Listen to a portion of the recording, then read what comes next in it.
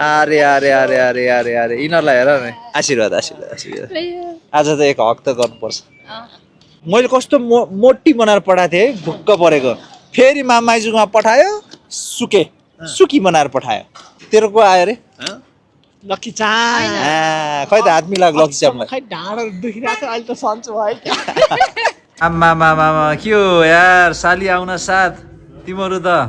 राजा बस्ने डोना राजा बस्ने सोफामा बसेको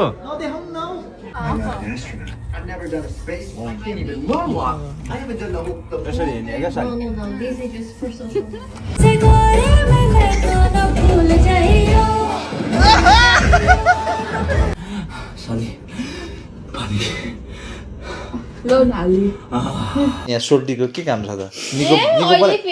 ल यो फेरि सुरु भयो क्या यो सालीको त फेरि यही आतङ्कै मचाउन आएको हो कि उहाँबाट के है सन्तोष के भयो बल्ल बुझेछ हलले के आतङ्क मचाउनु पर्यो बुढी एक साली